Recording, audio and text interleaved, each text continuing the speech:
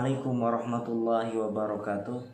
Alhamdulillahilladzi khalaqas samawati wal arda fi sittati ayyam tsumma stawa 'alal 'arsy yughsil lailan nahara yadlubuhu khafifan wasyamsa wal qamara wan nujuma musyakhkharatin bi amri ala lahul khalqu wal amr tabarakallahu rabbul alamin.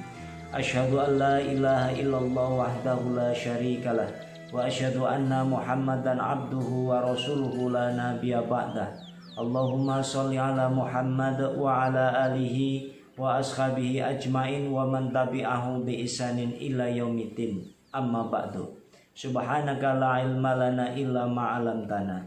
Sahabat Ramadan yang dicintai oleh Allah Subhanahu wa taala, di dalam kehidupan itu kadangkala kita mempunyai semangat untuk berbuat baik dan kadangkala kita itu malas untuk berbuat baik dan kadangkala kita cenderung justru malah berbuat hal yang tidak baik.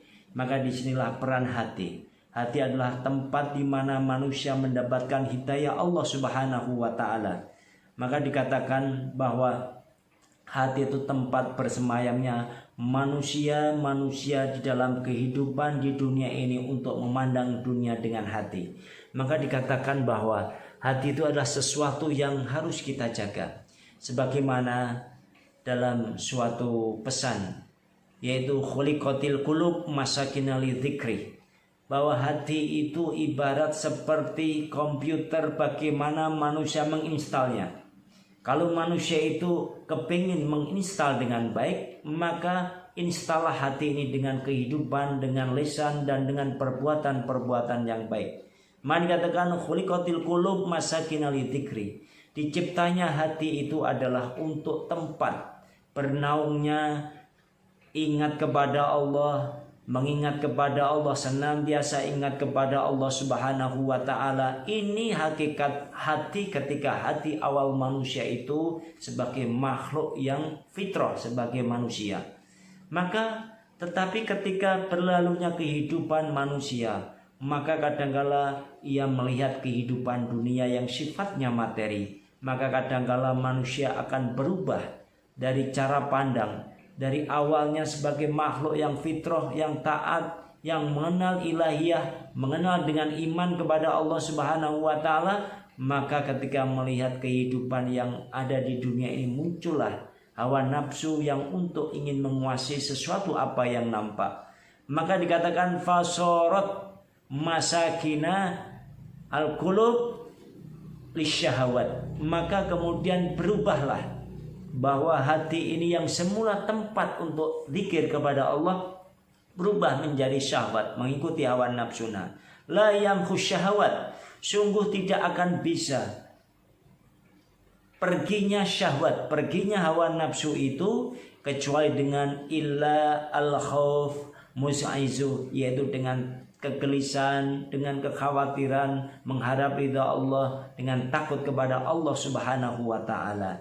Au syaukun mukhliq, atau dengan kerinduan, kecintaan, berbuat kebaikan, cinta, rindu kepada Allah Subhanahu wa taala. Kenapa begitu?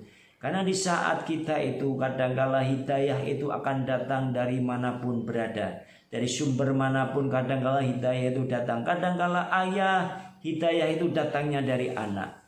Ketika ayah itu enggan untuk pergi ke masjid, pergi untuk ibadah, tiba-tiba anaknya yang aktif di TVA, aktif ngaji itu mengajak ayahnya. Hidayah datang dari anak. Kadangkala hidayah itu adalah datangnya dari ketika manusia diberi musibah oleh Allah Subhanahu wa taala, maka saat itulah hidayah datang. Maka dikatakan bahwa ketika datangnya hidayah itu harus siap untuk menyambut dengan kebaikan. Hidayah di dalam kehidupan itu terbagi menjadi dua, yaitu al-hidayatul ammah, hidayah yang secara umum. Hidayah secara umum ini adalah sifatnya adalah insting bisa dalam bentuk wijdan.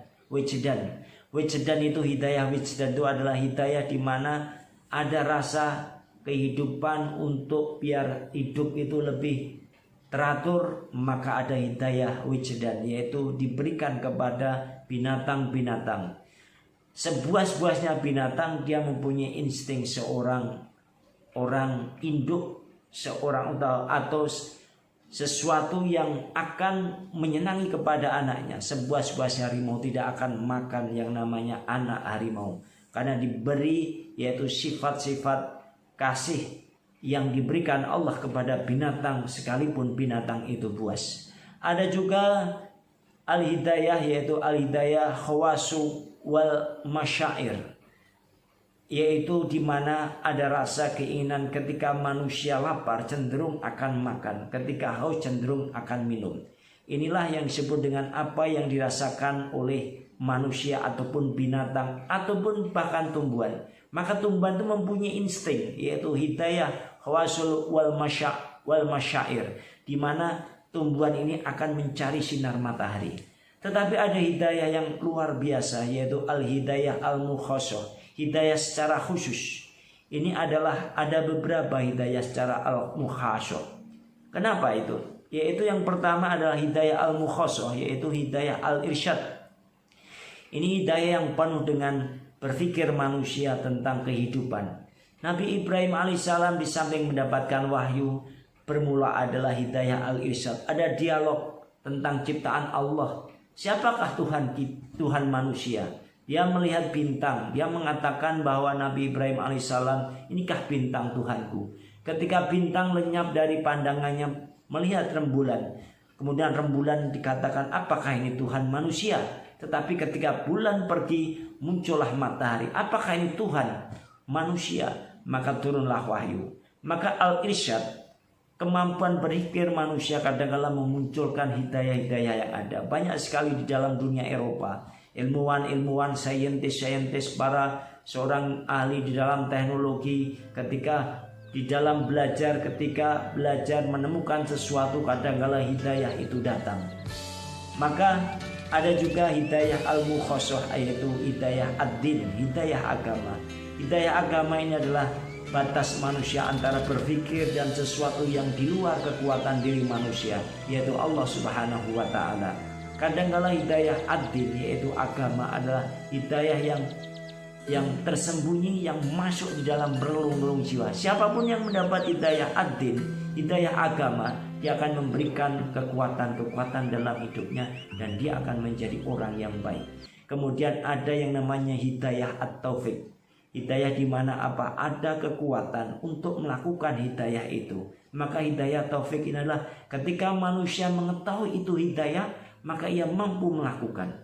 Pertanyaannya, apakah ada ketika hidayah itu sebenarnya sudah lewat di depannya, tetapi dia tidak mempunyai kemampuan untuk melakukan, karena hatinya masih ada kesombongan, hatinya masih tertutup dengan sifat-sifat syahwat dan sifat-sifat nafsu.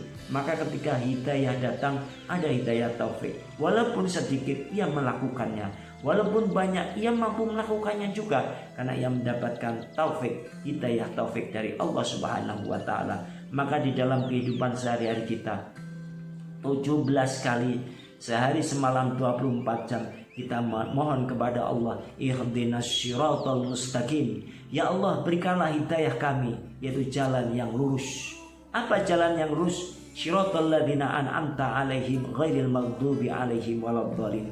Hidayah yang Engkau telah berikan nikmat.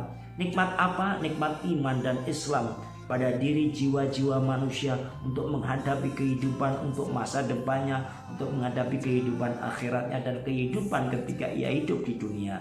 Ghairil maghdubi alaihim waladdallin. Bukan hidayah, bukan yaitu orang-orang yang Engkau murkai karena lari dari hidayah Allah Subhanahu wa ta'ala. Pada hidayah sudah ada di depannya, tetapi justru malah melarikan diri dari hidayah Allah Subhanahu wa ta'ala karena nuruti hawa nafsu dan masih ada kesombongan-kesombongan di dalam dirinya.